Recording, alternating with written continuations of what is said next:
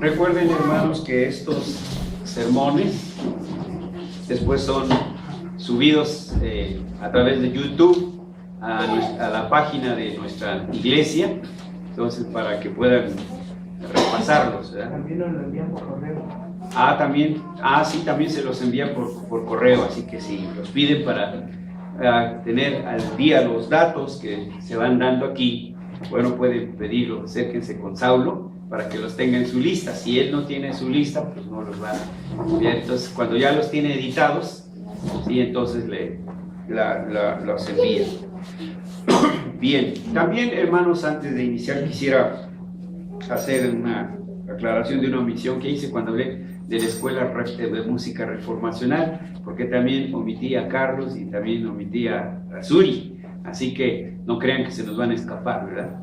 Así que tendríamos ahí la plantilla de maestros para este reto que tenemos ahí encima. Bien, vamos entonces a abrir nuevamente el capítulo 3 de Ruth y vamos a leer el versículo 12. 3:12. Si lo tenemos, quiero invitarlos para que unidos lo leamos. Ya está. Ruth capítulo 3, versículo 12. Dice así: y ahora, aunque es cierto que yo soy pariente cercano, con todo eso hay pariente más cercano que yo. Amén. Vamos a orar. Nuestro buen Dios y Padre, te damos gracias como siempre porque nos concedes este privilegio de acercarnos a tu palabra y por la promesa de nuestro Señor Jesucristo, de tu Espíritu Santo, por su potencia iluminadora, nosotros podamos ser alumbrados con tu palabra y llevados a un correcto entendimiento para que nuestras vidas y nuestras acciones todas sean de acuerdo a tu voluntad y de acuerdo a tu santo evangelio. Te pedimos, Señor, que en la proclamación de tu palabra nuestras vidas sean edificadas, también nuestros corazones sean exhortados para vivir conforme a tu voluntad, Padre bendito, pero que también seamos consolados con tus benditas promesas. En Jesús oramos. Amén. Como mencionamos en la escuela dominical, en la temporada de Navidad, del Adviento, también los temas de las predicaciones van de acuerdo con la temporada. Este año hemos tomado el libro de Ruth como uno de los libros proféticos que hablan del advenimiento de nuestro Señor Jesucristo. El desenlace, si el Señor lo permite, lo veremos en la próxima semana con el capítulo 4. Pero es menester tener presente que la exégesis de este libro tiene que ser a la luz de todas las Escrituras. Tengamos presente, por ejemplo, Génesis 3:15, cuando se está anunciando ahí la simiente de la mujer. Y pondré enemistad, dice Génesis 3:15, entre ti y la mujer, entre tu simiente y la simiente suya. Gálatas 3:15, el apóstol Pablo nos aclara quién es esa simiente. Ese anuncio de la simiente fue poco a poco de familia en familia. Después el Señor separó a Abraham para formar el pueblo de Israel, después la tribu de Judá y así sucesivamente hasta que del rey David el Señor le plació que viniera nuestro Señor Jesucristo. Leamos por ejemplo Gálatas capítulo 3.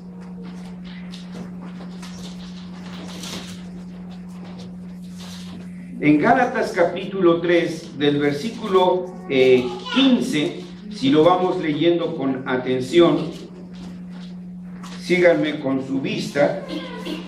Gálatas 3, versículos 15 al 19. Hermanos, dice Pablo, hablo en términos humanos. Un pacto, aunque sea de hombre, una vez ratificado, nadie lo invalida ni le añade. Está definiendo lo que es y lo que es un pacto. Ahora explica. Ahora bien, a Abraham fueron hechas las promesas y a su simiente. Continúa con el pacto. Y ahora es con Abraham. Dice, y estableceré mi pacto entre mí y ti. Cuando leemos Génesis 17. Pero aclara el apóstol Pablo. No dice ya las simientes como si hablase de muchas, sino como de uno. Leemos todos. Y a tu simiente, la cual es Cristo. Entonces, Pablo está aclarando. A eso le llamamos, en los recursos que tenemos para la explicación de las Escrituras, analogía de la fe. Así que lo tienen presente Cassandra y Chan, también nuestro hermano Miguel, que están estudiando. Entonces recordarán que este es un recurso que tenemos para una interpretación sana de las Escrituras. Es lo que llamamos periégesis, peri alrededor de, ¿sí? Una explicación alrededor del texto. Pero la revelación en la Escritura sigue avanzando. Otro ejemplo que podríamos citar sería Hechos capítulo 3. Si volvemos ahí, al libro de los Hechos, y en el capítulo 3, fijamos nuestra atención en el versículo 17.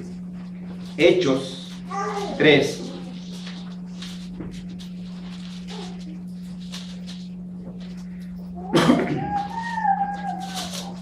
¿Ya lo han localizado? Síganme con su vista, por favor. Dice así: mas ahora, hermanos, sé que por ignorancia lo habéis hecho, como también vuestros gobernantes.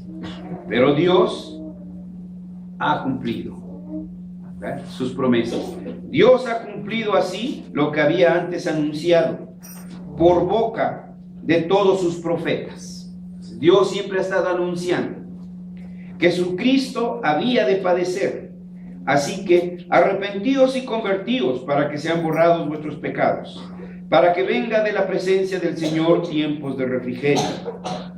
Y entonces, vean ustedes cómo está citando, que Dios una y otra vez está anunciando esa promesa que hizo de la venida de la simiente. Ruth, entonces, es un libro a través del cual, en la carne, está Dios trazando la línea de donde había de venir nuestro Señor Jesucristo. Si pasamos a los evangelios, en los evangelios, por ejemplo, iniciaríamos con Mateo, cuando habla de la genealogía de Cristo. Miren cómo lo va haciendo en forma ¿qué sería así? Es ascendente, no, descendente, ¿verdad? Dice, el libro de la genealogía de Jesucristo, hijo de David, hijo de Abraham, y lo va llevando para atrás. Abraham engendró a Isaac, Isaac a Jacob, y Jacob a Judá y a sus hermanos.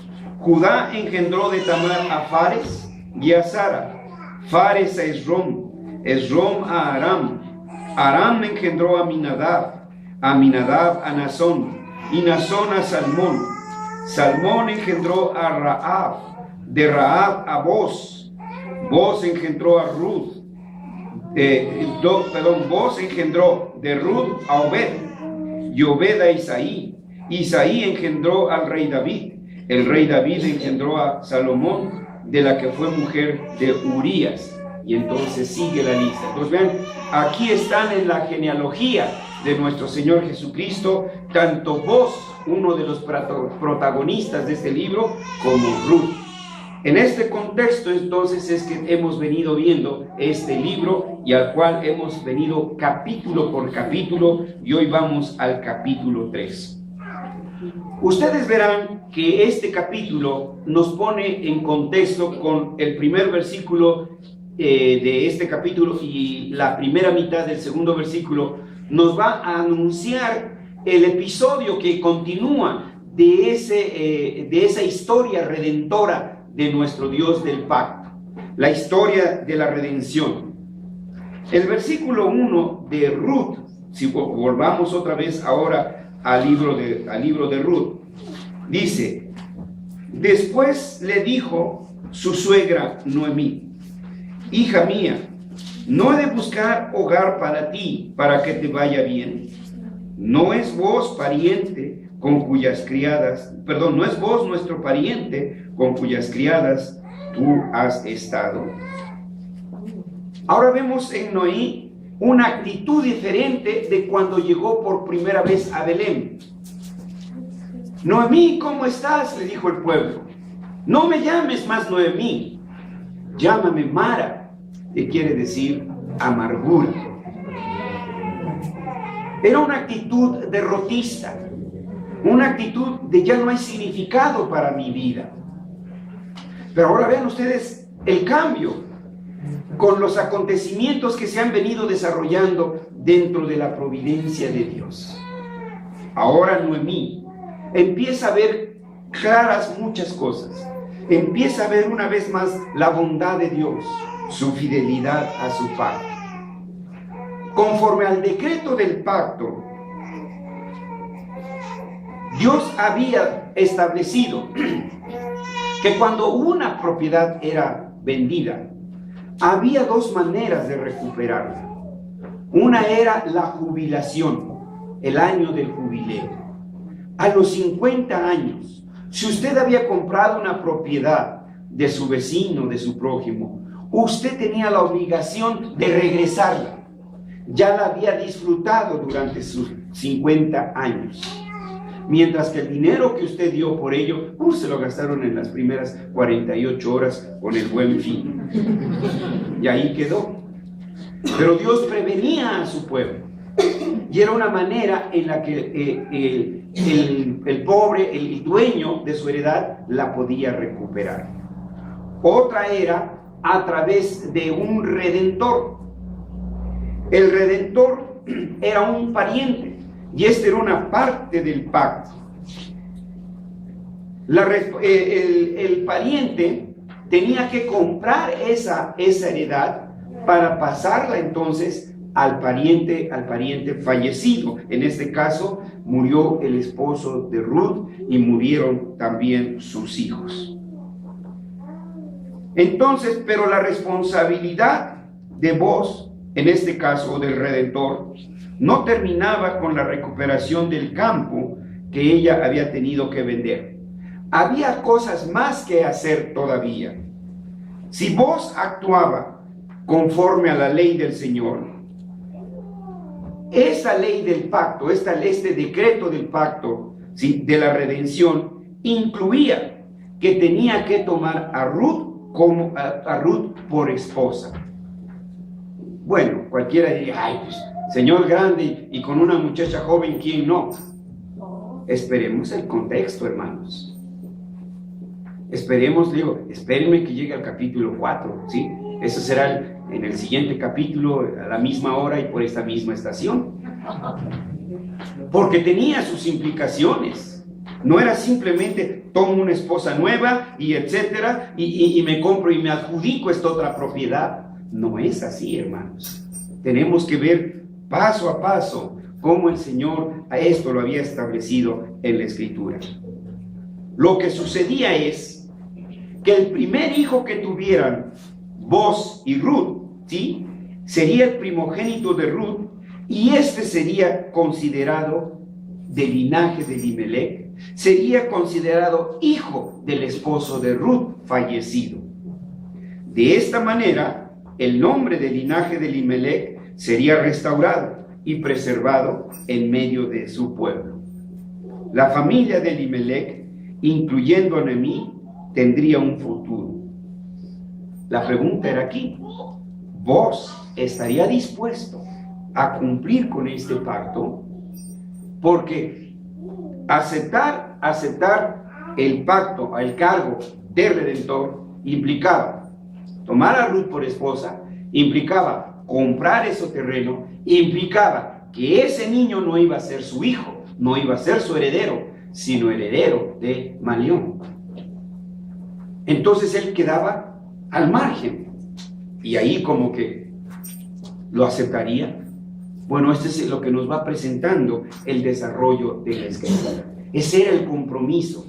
A todo eso se tenía que enfrentar Boaz si quería aceptar el compromiso de ser redentor de su pariente Elimelec. Ahora, de los versículos 2 al 5, leemos aquí, bueno, la segunda parte. He aquí que las criadas, he aquí que él avienta esta noche la parva de la cebada. Perdón. Te lavarás pues, y te ungirás, y te vestirás, y etcétera. Le da una serie de instrucciones. este asunto lo que vemos es que Noemí confiaba en el Señor, pero también sabía que no podía permanecer pasiva, que tenía que actuar. Dios le prometió a las 12 tribus de Israel la tierra que fluye leche y miel, pero tuvieron que conquistarla. Se establecieron guerras con las tribus que permanecían allí, y así cada una de las tribus poco a poco fue tomando posesión de la tierra prometida. Ciertamente el Evangelio dice que Dios cuida de las aves, que les da alimento, pero no se los da en el pico. Las aves tienen que buscar el alimento que está ahí.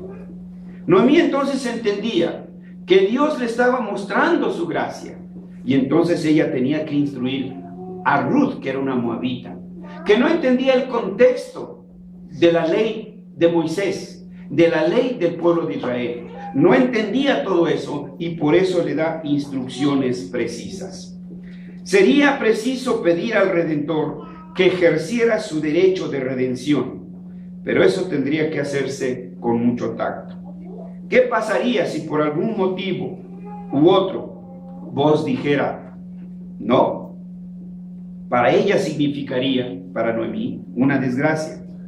Lo mismo para Ruth, pero también sería una desgracia para vos, a quien ella también ya había aprendido a respetar. ¿Por qué sería una desgracia para vos? Porque Dios le estaba dando una oportunidad de ser un redentor, de actuar en nombre del Señor para redimir una familia, y se estaba negando.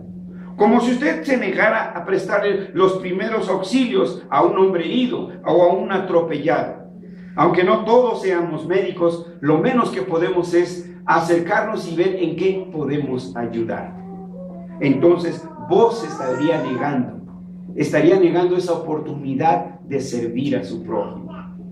En la triple e irreductible posición del hombre hemos mencionado que el hombre con respecto a Dios es siervo, que el hombre con respecto a su prójimo es custodio, y con respecto a la creación es mayordomo. Si vos se negara a cumplir con este deber de pariente redentor, entonces no estaba cumpliendo con su oficio de custodio de su prójimo. Y eso también es pecado delante del Señor.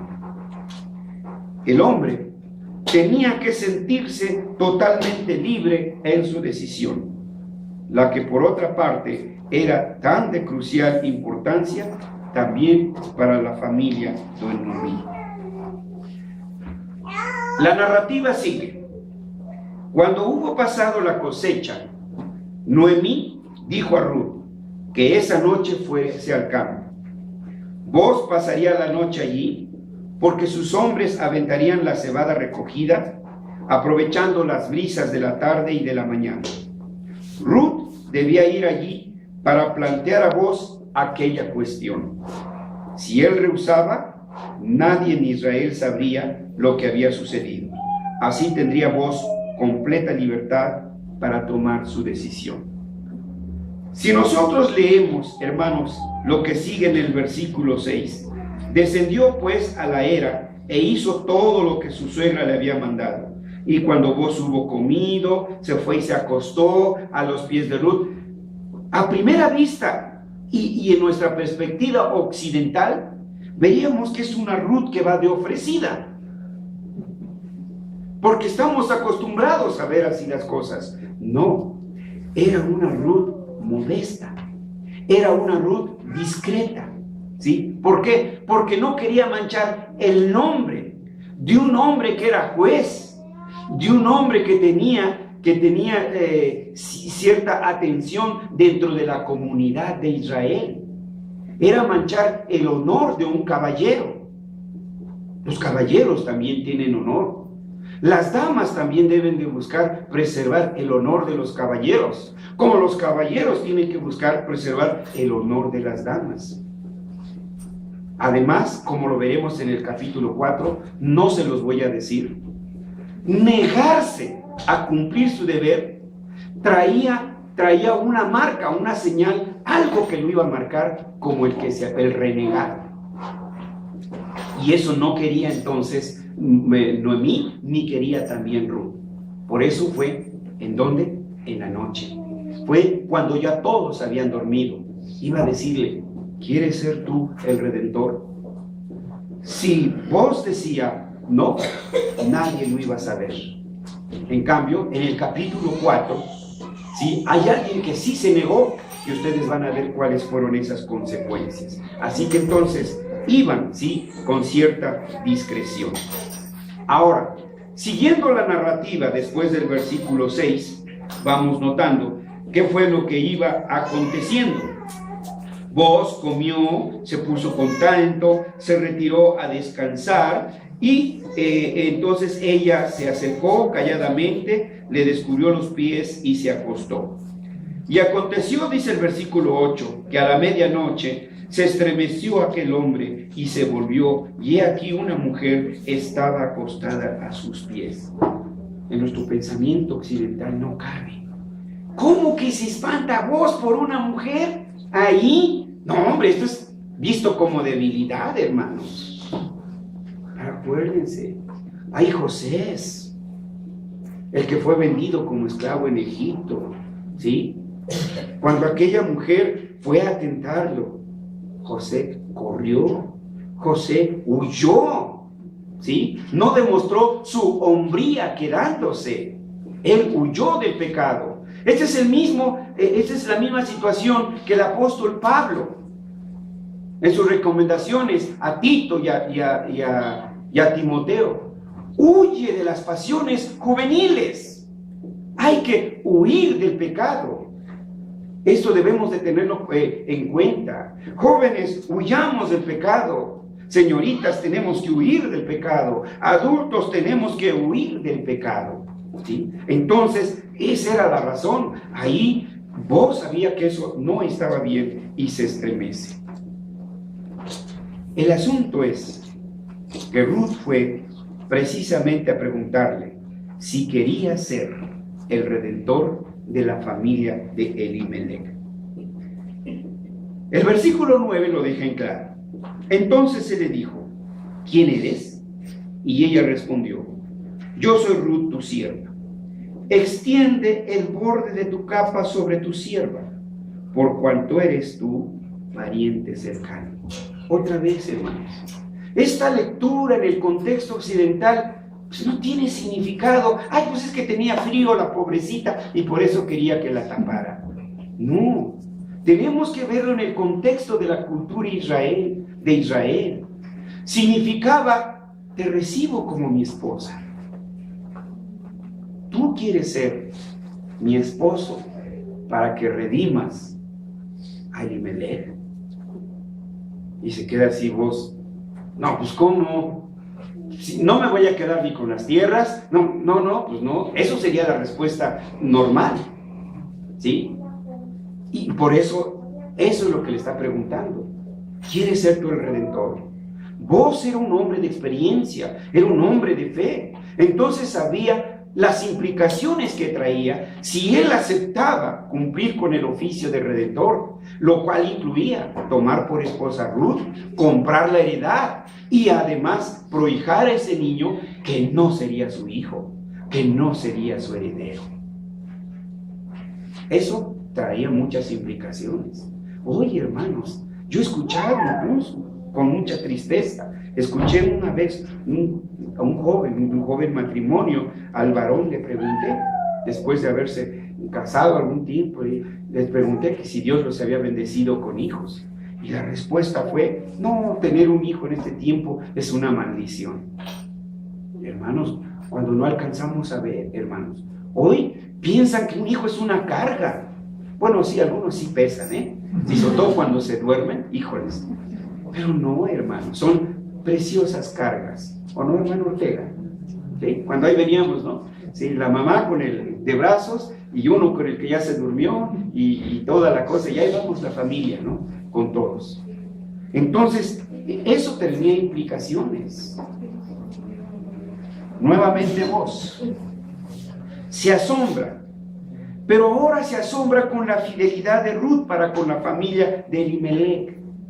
Era una mujer joven, quedándose en su pueblo.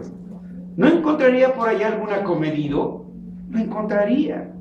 Pero no, abandonó su pueblo, abandonó su familia y se unió al Dios del pacto, al pueblo del pacto, hacia el pacto del Señor. Booz entonces le contestó que con mucho gusto cumpliría la responsabilidad de pariente cercano. Aceptó. Dijo sí, y sabía todo lo que esto implicaba. Acepto. Pero además vean ustedes, ¿sí? Vean ustedes que también, ¿sí?, no solamente era un oportunista, era un aprovechado, ¿sí? Primeramente, Booz aceptó porque quería también ser fiel con la ley de Dios. Y en la ley había un decreto, había una orden, que el pariente más cercano debería de redimir a su pariente. Yo no sé en qué grado era con Elimelech parientes, pero supongamos que era su primo. Él sabía entonces que era un pariente redentor y tendría que hacer todo lo posible por redimir la familia de su primo Elimelech. Estoy suponiendo, hermanos, la Escritura no nos dice que si eran primos o eran hermanos o que era el grado de parentesco, solo nos dice que eran parientes.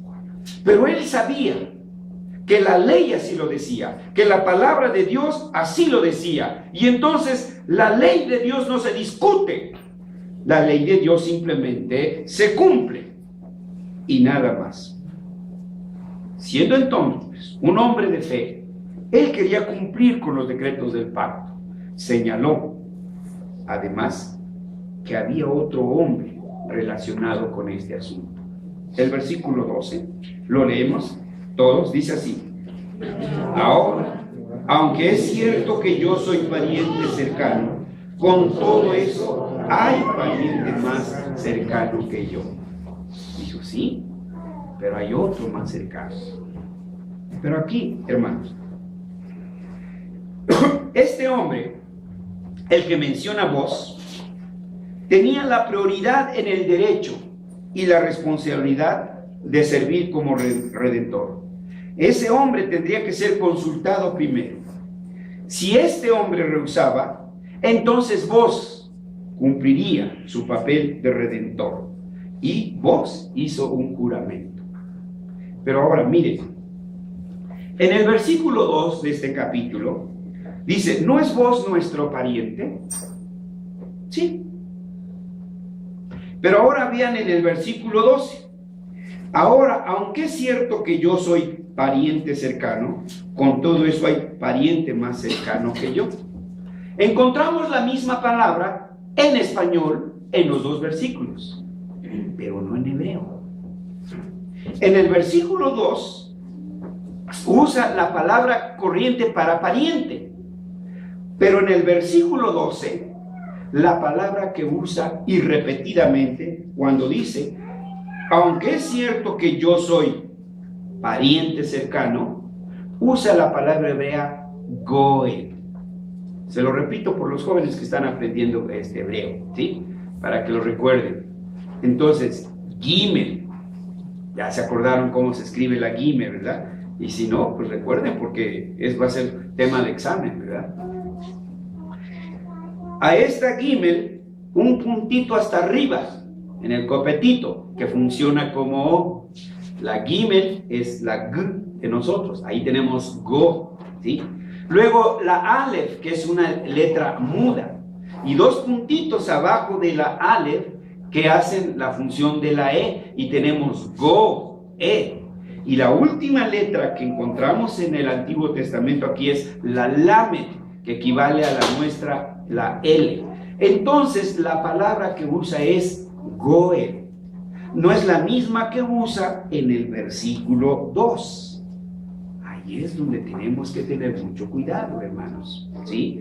Por eso es muy importante que aprendamos los idiomas originales en que fue escrita la Biblia, para no hacer exégesis a priori, exégesis al vapor, hermanos.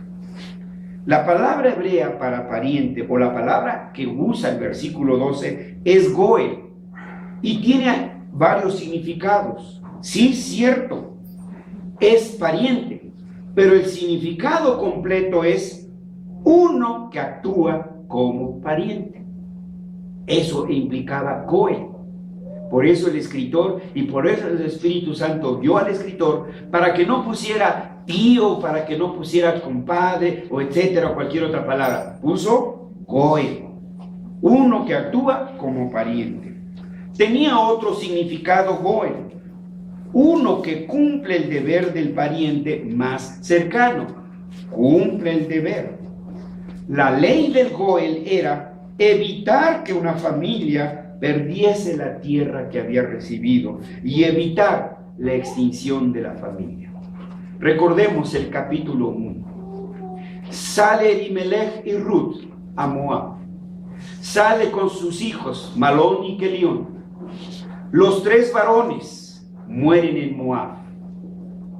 Regresa Noemí sola. Si no hubiera redentor, ahí se acababa el apellido, ahí se acababa la línea. Punto. Esto era lo que iba a hacer el goel. Preservar el nombre de esta familia. ¿Sí? Conservar el nombre de esa familia. Ahora, de los versículos 13 al 15 que leemos, pasa aquí la noche, cuando se de día, si él te redimiere, etcétera, le envía antes de que amaneciera, ¿sí? Entonces lo que vemos en este pasaje, en esta porción de las Escrituras, ¿sí? Vemos que Ruth permaneció a los pies de Booz hasta que casi amanecía. Pero Booz la despidió un poco antes de que nadie supiese lo que había ocurrido. ¿Por qué? Porque también era un caballero, porque no quería que tampoco el nombre de una dama anduviera en entredicho. Y como señal de que arreglaría este asunto, como señal de voto, le dio las 6 medidas de cebada en su mano. Para nosotros no tiene significado la cebada, pues ya nomás vamos al Sufri, traemos nuestro Bimbo, nuestro Wonder y ya, hermanos, ¿sí? Pero no, aquí tenía bastante significado, hermanos. Y no solo es el uso, por ejemplo, se dice que la cerveza la sacan de la fermentación de la cebada, pero no ese es el único uso que tiene este cereal. Tiene bastantes usos que uno se quedaría muy asombrado. Ahora, concluye este capítulo con los versículos 16 al 18.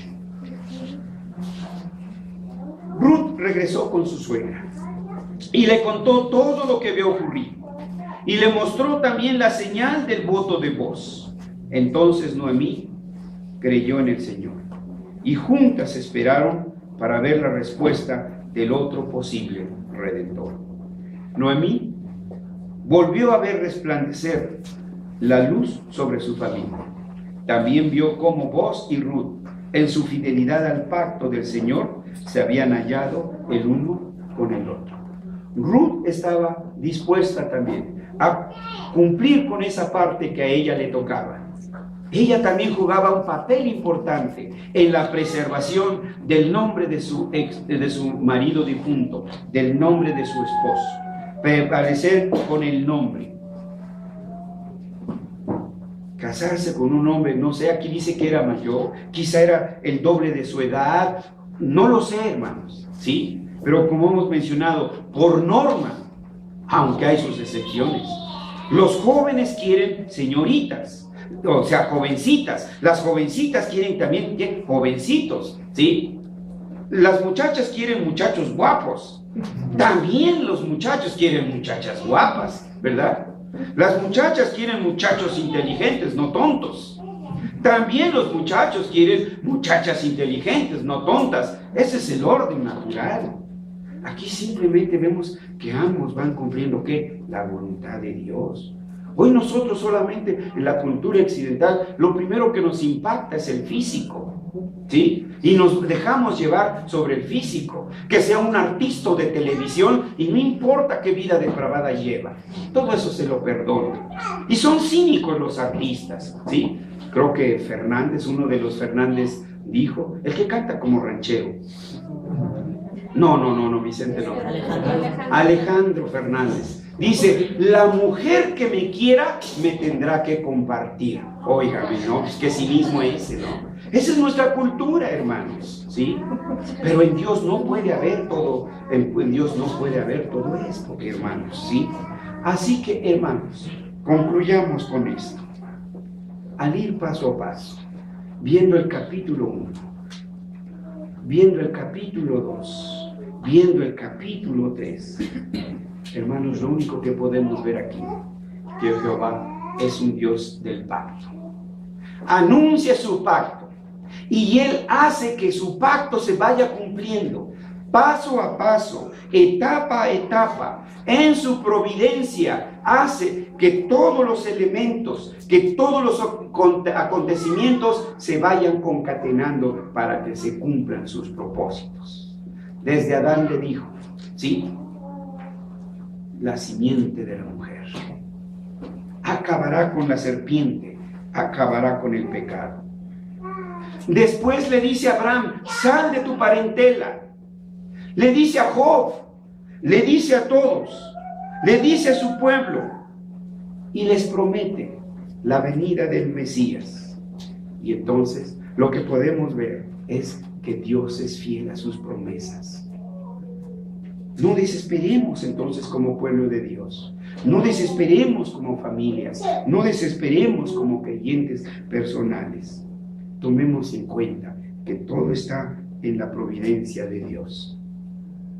El Catecismo de Heidelberg, en su pregunta 27 y 28, hablan de la providencia. La pregunta 27 dice, ¿qué es la providencia de Dios? Es el acto por medio del cual Dios gobierna, preserve y dirige la totalidad de la creación y sus criaturas y cada uno de sus acontecimientos. Nada está al azar.